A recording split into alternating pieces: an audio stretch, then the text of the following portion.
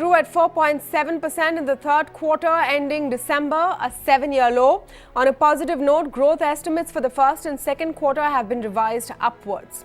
Official numbers, though, predict India will grow at 5% this year, underlining the fact that we could be some time away from recovery of this slowdown. The government's position is that we have bottomed out and are poised for improvement, but there is one X factor now in play, and that is the coronavirus scare. As the numbers for those infected outside China increase, nations around the world are on tenterhooks. The economic impact of the coronavirus is difficult to predict, but Moody's has said it could lead to a global recession if things worsen. While these fears are now being reflected in financial markets around the world, the question for India specifically is whether coronavirus will trip up India's hopes for an economic recovery. Speaking to me on this today is Dr. Haseeb Drabu, former Finance Minister of Jammu and Kashmir, Dr. Arvind Virmani, Chairman, Foundation for Economic Growth and Welfare, and Siddhartha Sanyal, Chief Economist and Head Research at Bandhan Bank. Welcome to all of you, and thank you for speaking with us on India Development Debate this evening. Dr. Drabu, let me begin with your take. We'll go through the Q3 GDP numbers first, along expected lines largely, but there is a curveball now, isn't there, with the coronavirus scare? We don't know what's going to happen next.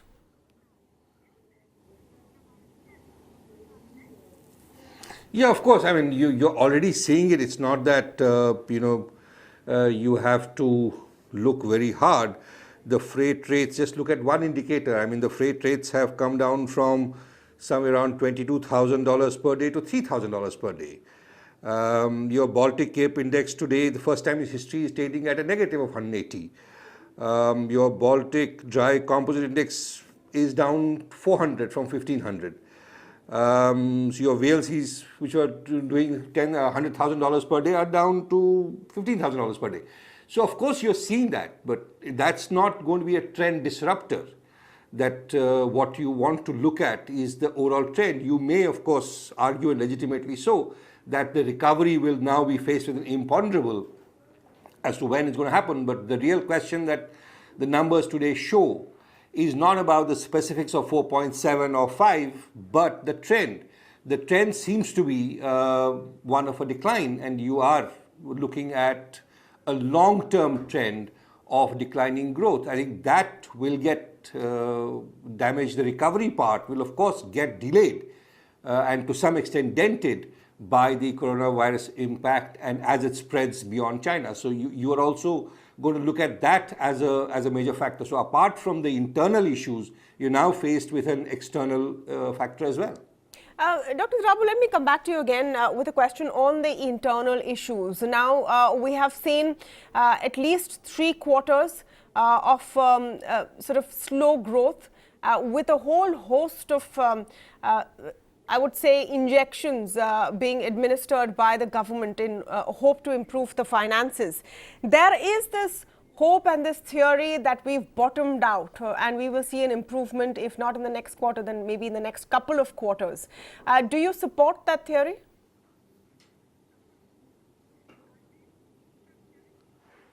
I don't think so. I mean, certainly looking at the budget, I can't see anything that's been done here. There's been a rather big shift, which needs to be looked at very closely. Is that, if you look at the previous decade of growth, the growth phase of Indian economy, then it's driven by private investments and supplemented by public investments. Over the last 4 or 5 years, there has been a change where it's not about public investment, but about public expenditure. And private investment is somewhere gone onto the back store. So what is going to drive this recovery, or the fact that it's bottomed out, what will take the economy from here, is not going to be public expenditure of the kind and of the type that's being made, even of the magnitude.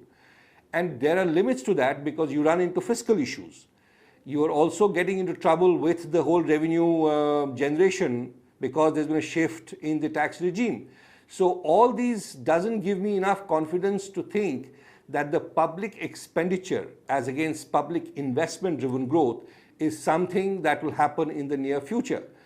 But to me, the biggest thing today really is that the GDP estimates which come to me today, I mean, when one looks at it, is that it's become like the fiscal deficit. The integrity of these numbers is now under question, and I think that's a long-term damage, not just to the image of the country, but also to the policy planning exercise. Yeah. There are so many changes, so many revisions in methodology that are being made.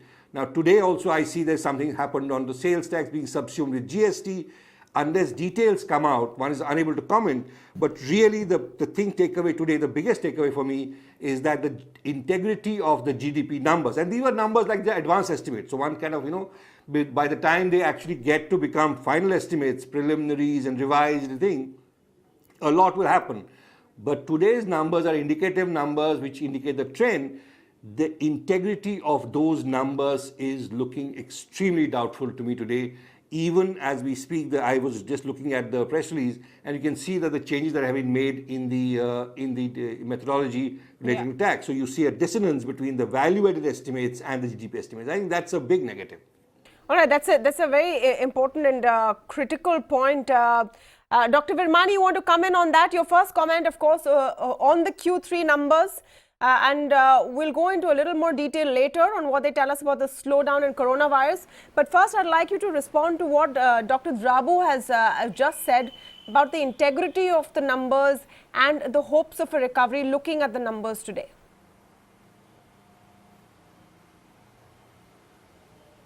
I think, if you get into that, it will take 20 minutes and I'll have no time to speak about the economy. Incidentally, I'm working on a paper using Nightlight's data, and so I'll have a lot more to say on that in the next month. So let's look at the data first. What is the data showing? This thing about numbers being not trustworthy, etc. I think now at this stage, after 2.5 years of this debate, I think it's an evasion now. Either we have to analyze the economy with whatever data is available and see what that shows, and that is itself not very reassuring. So we will never get solutions if we keep debating this thing that we don't trust the numbers. Now, so what do the numbers show, and what does that imply for policy? As I have been saying for the last 4 months or so, the economy will likely bottom out in Q2 or Q3.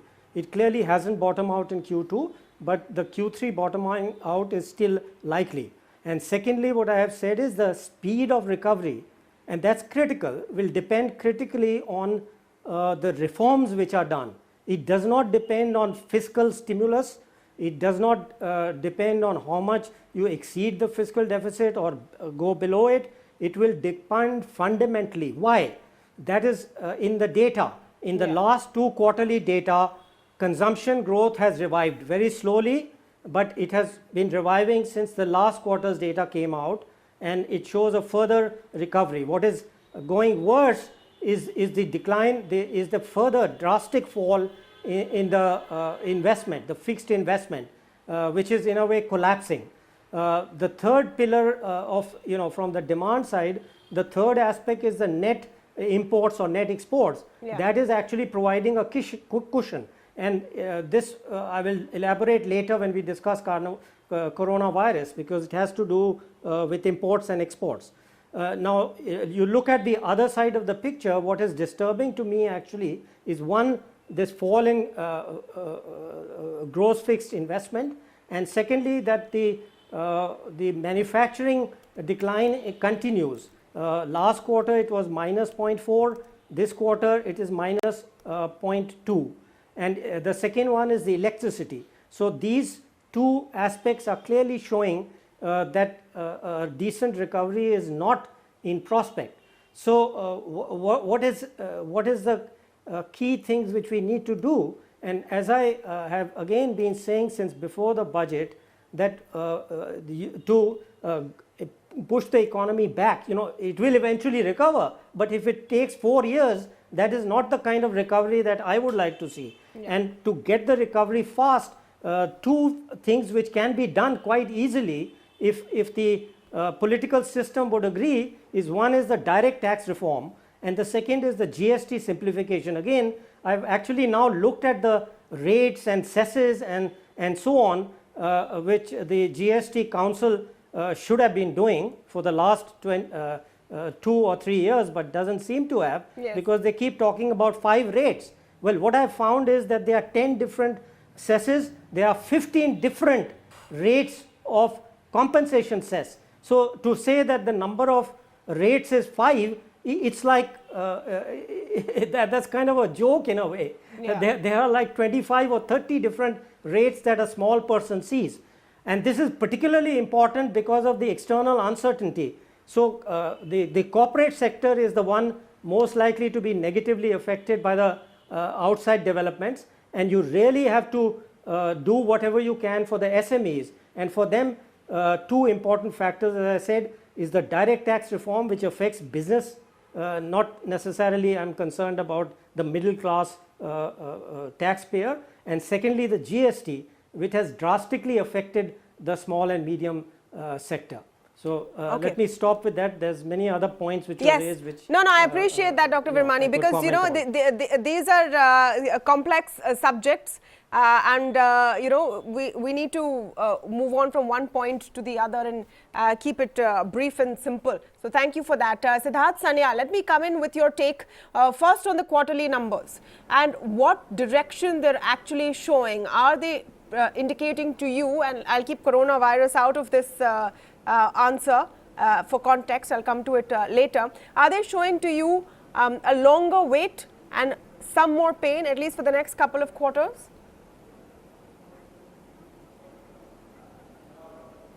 It's quite a complicated situation, no doubt about that. I'll possibly go back first to the comment with which you started the show. You had very clearly mentioned that this particular the bad news is that this particular quarterly print is at 4.7%, but a somewhat good news is the last two quarterly prints had been revised upwards. Now if I actually try to see whether that is really a good news, now the last two quarterly prints got revised upwards indeed by about 60 odd basis points in each of the quarters, but not because there had been upward revision in GDP estimate for those quarters, primarily for downward revision in the GDP estimates of the previous financial year. Okay. So the reason why this particular financial year's number is looking somewhat better and in absence of that could have appeared a lot uglier is that the previous financial year's data has actually been revised downwards, which is actually just causing some bit of complication in terms of interpreting this particular year's number, and not necessarily a boost or any kind of tailwind for this particular year's number as of now.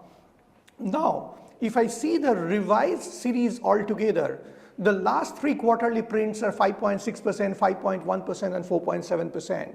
So as of now, we are moving further downwards.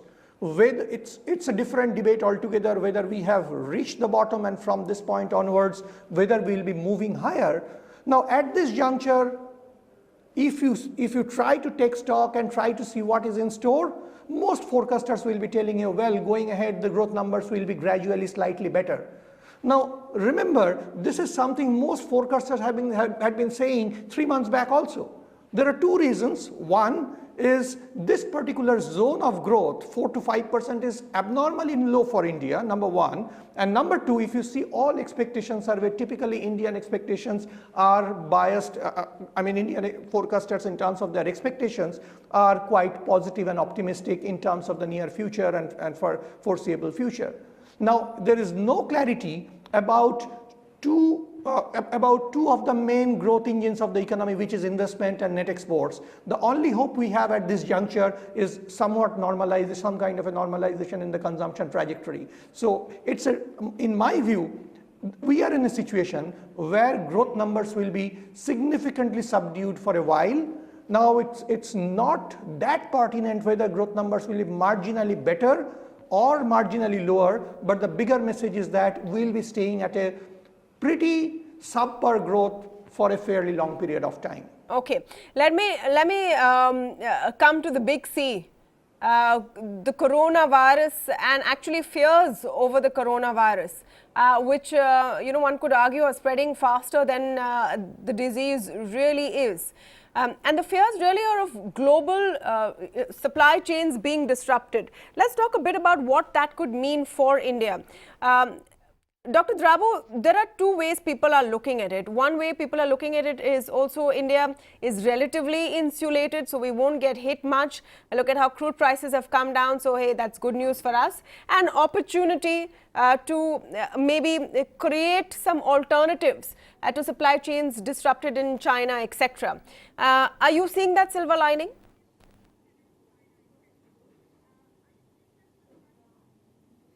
I think we have this great tendency to kind of look at every opportunity to come at par with China. I don't think that's a fair thing to do. You can't create supply chain networks in such a short span of time. A 4% drop in imports with China causes havoc, as I said, you just look at the freight industry. That's the best indicator you can have, because underlying that is the whole issue of transportation of coal and with ships and utilization of ports and then various kinds of stuff. If it's come down from 100,000 a day to 15,000, that will give you a sense of the trouble. It's also not this is restricted only to China. Now, if it is spreading, then while India may be insulated in terms of the actual virus, the fact is that the overall environment of trade and economic activity gets dampened. And that you cannot be insulated in a globalized world. I mean, you are trading with all countries, so you will have these issues. So it's more about how the thing is perceived. So far from being an opportunity, I see it as a dampener, but as I said in the beginning, I don't see it as a trend dampener. I will see it as a blip in a quarter, which will actually delay, if not dent, the recovery process, which anyway, more critically, as I don't see any recovery. So you will tend to see that if not just the virus itself, what you're really saying is the overall external environment has become more adverse. This with the internal thing not improving. It's not just about fixed capital formation that's gone down. Consumption may have looked a little better. The fact is that the savings rate of the economy has taken a hit. Yeah. So these are long-term issues which will take a lot of things, and Arvind is right in saying that you need reforms.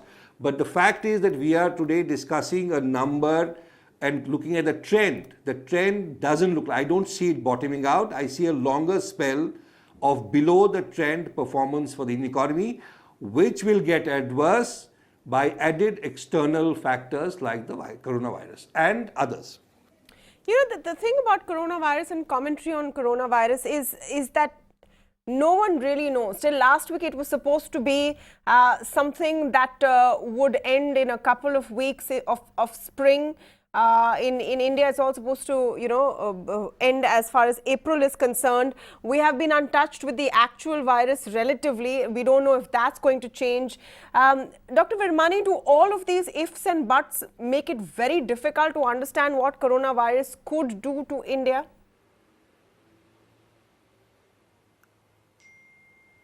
So let me tell you what the two effects which happen every time there is a shock, external shock, and what is different about this particular coronavirus shock. Very briefly, whenever we have a global slowdown, you first have a negative effect on exports, and then it is followed by a fall in oil prices, which benefits us.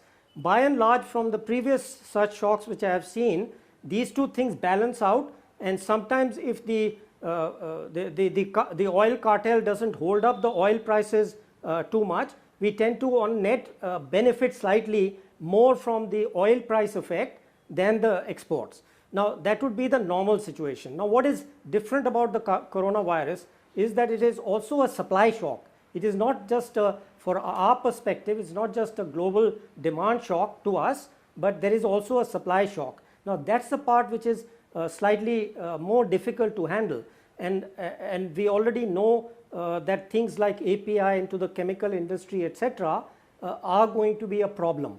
Now here I think again, of course it will have differential effects across various industries, but what is the worrying part to me is not the consumer imports.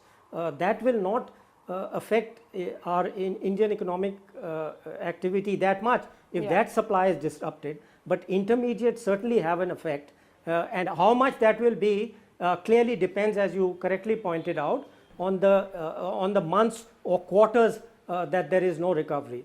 I think the first quarter for China is going to be a disaster, but really the second quarter is what is going to be critical for us. If it kind of goes back to normal, let's say back to the level which prevailed before the coronavirus, then we may not be that strongly affected in a trend thing. But if it doesn't, then we will be affected.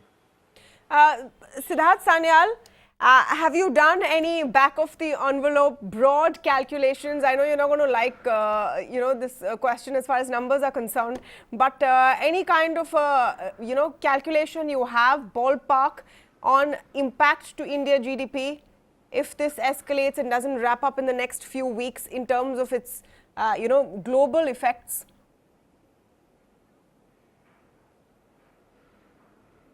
It's difficult to quantify at this juncture, but I think both my predecessors, Dr. Virmani as well as Dr. Drabu, made two very important points in this particular context.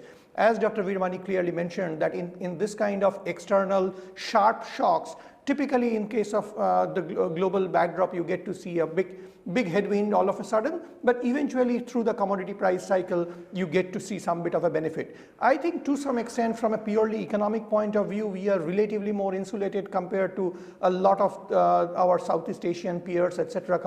When it comes a shock from China. Our exposure there is relatively less. But having said that, what I would be a lot more worried about, that in case, which is less of an economic concern, more of a humanitarian concern, in case of a spread of this particular disease on Indian soil at a faster pace, our ability to contain that will be significantly less given the population density and some of the systems that we have. That will be significantly less. So I think that's a far bigger risk at this juncture. Typically what we get to see that apart from that, assuming that doesn't really happen, and we all hope and pray for that, if that doesn't really happen, what we get to see at this juncture, that we'll possibly be relatively less impacted compared to some of the other peers, and the impact on the global scale will be much more than what it will be impacting India. But I'll at the same time, as Dr. Drabu mentioned in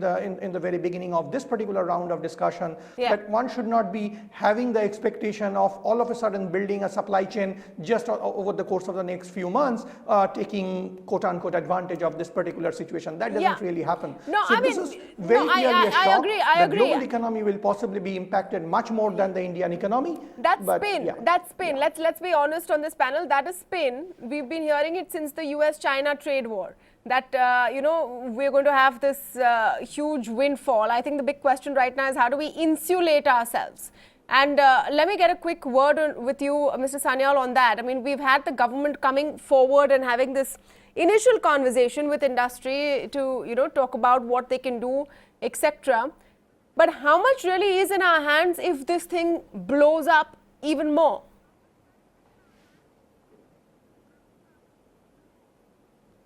So, well, if it grows up even more, it will become a lot more difficult for all of us. The good thing at this juncture is that given that it's about close to 2 months now, and so far there has not been so many reported cases, which could have been very different otherwise. The possibility of that spreading in a land like India earlier was possibly higher. Now the awareness is slightly more, and I would tend to believe and expect and hope and pray, as I earlier said, that now the possibility of exposure is relatively less.